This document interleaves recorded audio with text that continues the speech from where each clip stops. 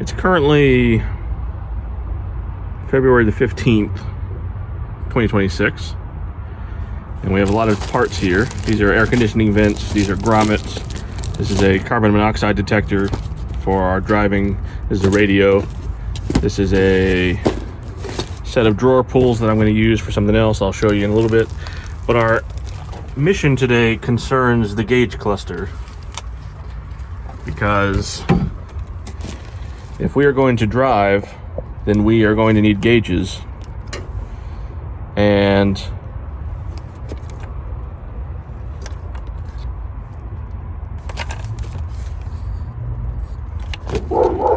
if we're going to drive, we are going to need gauges. And so we need to figure out how to hook up these gauges. If we take a look back here, you can see how this is damaged. We're gonna have to fix this somehow. So we're gonna have to figure out how to fix this. But functionally, the way this works is the way that most electronics works, is that you have these connectors, and these connectors follow along these traces going to the various components that they go to. So for example, this pad that we're looking at follows this trace. You can see the path that it follows. It's like a little maze, and it goes all the way over to here to this pad.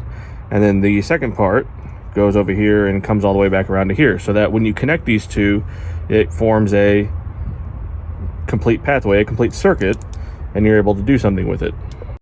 The question, of course, is what do all these pads go to, and is there an easier way for us to tell what they do? Now, we can simply follow all the traces, and that's fine, but I bet in the schematic diagrams there is a diagram.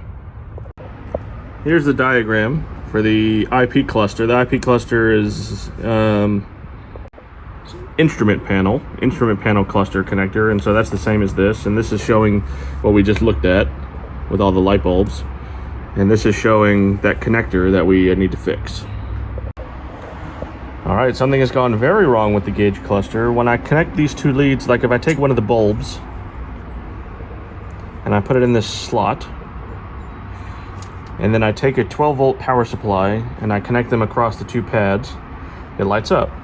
But it also lights up when I press the pads in other places. So it's like everything is connected.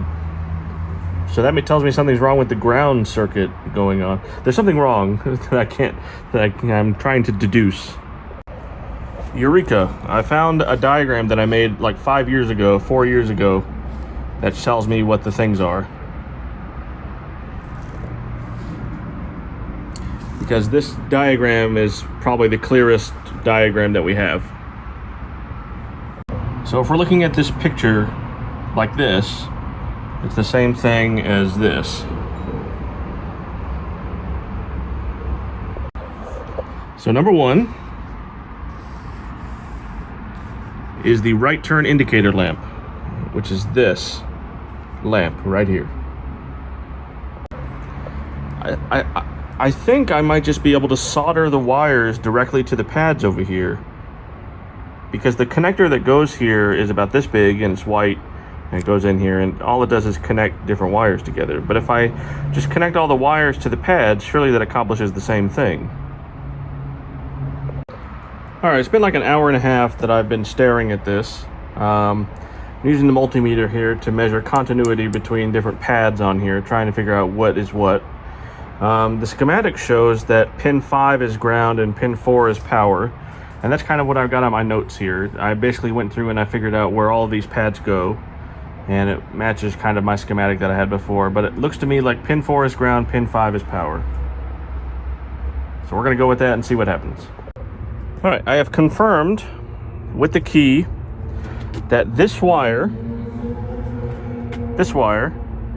is 12 volts when the key is in run. The key on a car has off, accessories, run, and start. And we need 12 volts during run, and that's what we got. The next task is to build a ground that's going to go to the gauge cluster. So I'm going to use this black wire, 18 gauge, and I'm going to build a ground wire that connects from the instrument cluster to ground, which is right in here. There's ground. There's a ground. Useful ground. I'm now prepared to solder this wire to the gauge cluster. It needs to go right here. Got my soldering iron, got my helping hands, got my solder. Well, it's a relatively grotesque soldering job, but it'll get the job done. Okay, friends and neighbors, we've got action on the gauge cluster. I put power onto the gauge cluster and the battery voltage went up a little bit, went to 11. So that means we got the ground right and we got the power right. Bam. Of course, the next thing we need to do is, all the rest of the gauges, but we know we have power and we know we have ground, which means we know we can plug in all the rest of the stuff and it should theoretically work. So that is great news. I did cut myself. That is great news.